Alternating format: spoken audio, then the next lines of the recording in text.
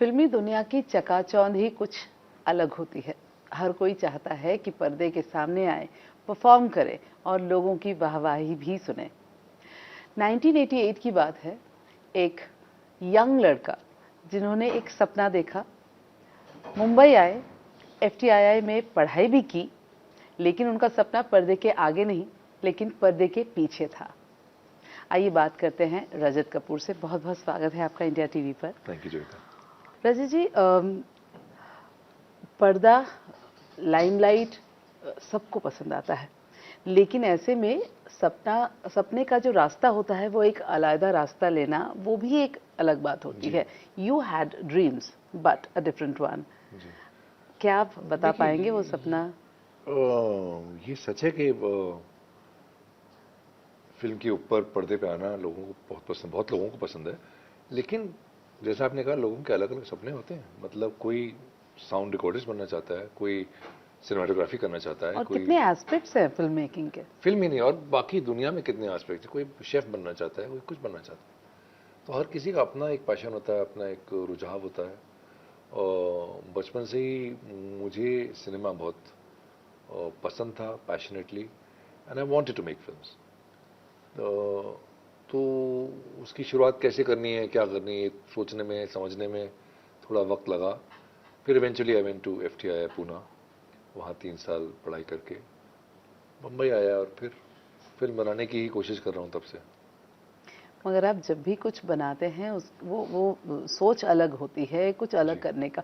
मैं इनफैक्ट थोड़े ही दिन पहले इनकी फिल्म मैंने देखी, आरके, और सच में वो सोचने पर मजबूर कर देता है कि आखिर है क्या, मतलब कहाँ, कितने सारे मतलब कंक्लूजन्स पे हम पहुंच सकते हैं।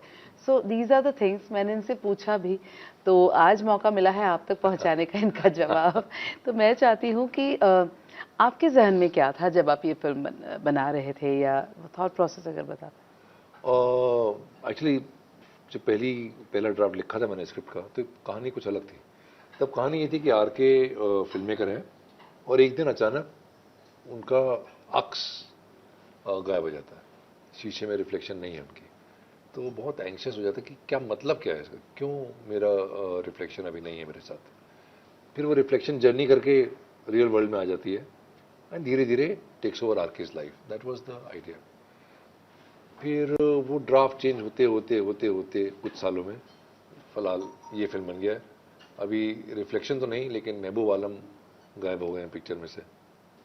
और कहीं ना कहीं वो उनके दिल की बात वो कहते हैं, उनका एक अलग पर्सनालिटी महबूब में झलकती है। जी जी जी जी जी। तो व्हाट वाज इट लाइक? अंत में अगर मैं सोचूं, मुझे लगता है कि जो उनके दिल की जो इच्छा थी और जो वो रियल थे, वो अपने अब आप अंत क्यों बता रही हैं पिक्चर का भाई? लोगों को देखने दीजिए। बहुत सारे एस्पेक्ट्स खुल जाएंगे एक्चुअली।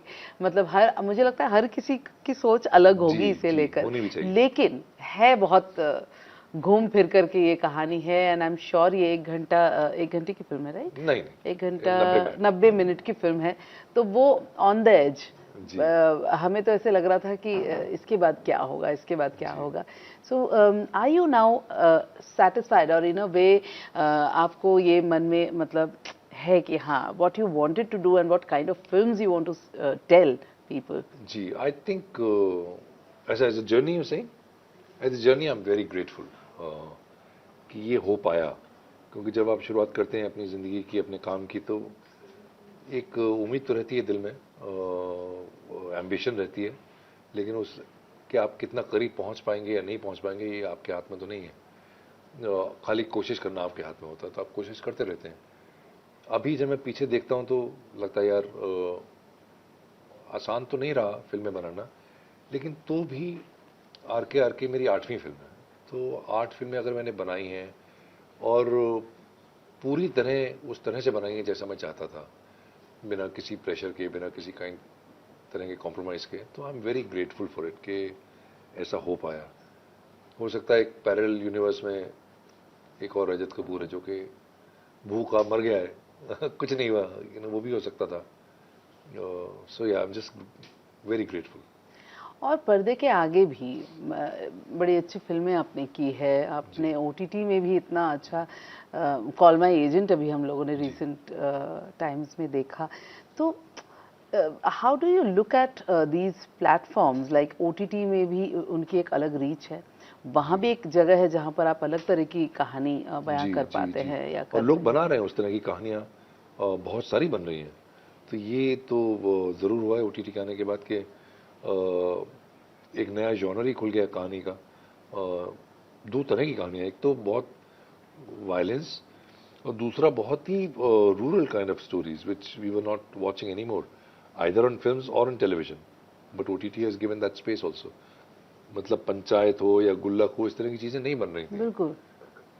और फिर एक्टर्स के लिए बहुत सारे एवेन्यूज खुल गए हैं ओटीटीज में। और दूसरी जो अच्छी बात ये हुई है वो ये कि फिल्मों को एक जीवन मिल गया है कि आपकी फिल्म थिएटर से उतर भी गई, उसके बाद भी वो अवेलेबल है, हाँ, आप कभी भी लोग देख सकते हैं, कभी भी देख सकते हैं, और लोग देखते रहते हैं सालों तक। तो ये बहुत बड़ी बात है। इस फिल्म में मल्लिका शेरावत को हमने देखा, एक वक्त के बाद उन्हें यहाँ के दर्शक देख पाएंगे। सो आपने क्या उन्हें पहले से सोचा था? जी बिल्कुल नहीं, बिल्कुल भी नहीं। जब मैंने फिल्म लिखी थी तो मल्लिका का मुझे नहीं ख्याल था। ये तो फिल्म की जब कास्टिंग शुरू हुई, किसी ने बोला कि अरे व्हाट अबाउट मल्लिका शेरावत, ऐसे यस व्हाट अबाउट मल्लिका शेरावत, लेकिन वो करेंगी नहीं। तो भी मैंने उनको स्क्रिप्ट भेज दी, उन्हें स्क्रिप्ट अच्छी लगी, उन्होंने बहुत इंथुजियाज्म के साथ फ़ोन पे बात करी, बोली I love it sir, let's meet. Sir मैं जाके मिला उनसे और I am just very very happy that she finally agree to do it. She has done a great job.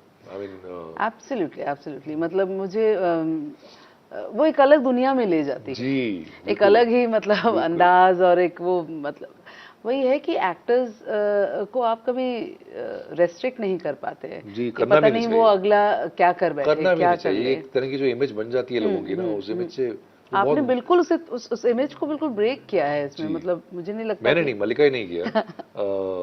लेकिन वही बात है कि हम लोग इमेज में इतने फंस जाते हैं कि उसके आगे सोच नहीं पाते हम लोग, और लोगों को उसी इमेज के अंदर रिस्ट्रिक्ट करते जाते हैं, which is very which is not good, which is limiting finally, जी। कैमरा पर्दे के आगे पर्दे के पीछे दोनों हैंडल किया, वो भी इस तरह के किरदार को जो कि बहुत ही कॉम्प्लिकेटेड था। जी।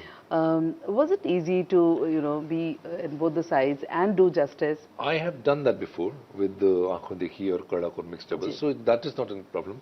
The problem in this case was the double rule.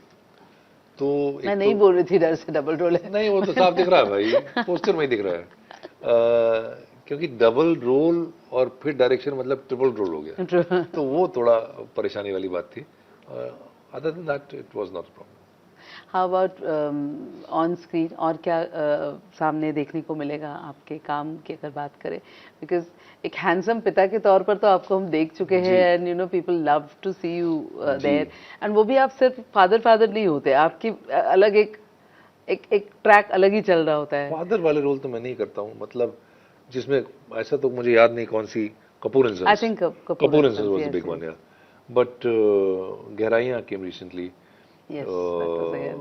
and now just in Drishyam 2 which will come out soon. और उसके अलावा OTT पे बहुत अच्छे 2-4 काम किए हैं जो कि बहुत एक्साइटिंग है। OTT में कुछ लिखने का इरादा? लिखने का नहीं, मेरी सोच जो है ना, वो ये 100 मिनट वाली सोच है। मैं 300 मिनट का कुछ लिख नहीं पाता। इतना लंबा नहीं, मतलब मेरी कहानी, मतलब मेरा दिमाग जो वो फीचर फिल्म के लेंथ पे ही चल रहा है, वो OTT का अभी तक समझ नहीं पाया मामला।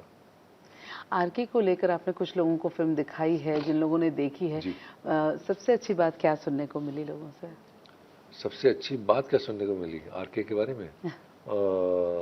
ऑलरेडी बहुत सारा प्यार।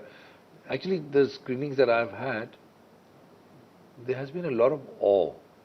People are like, oh my god, how, that kind of response, which is also very nice.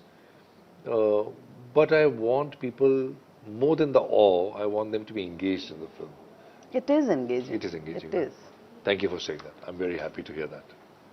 Thank you so much. And इस तरह की सोच के लिए शुक्रिया, क्योंकि जब आप जैसे लोग अगर सोचेंगे नहीं, बनाएंगे नहीं, तो लोग एक्सप्लोर कैसे करेंगे?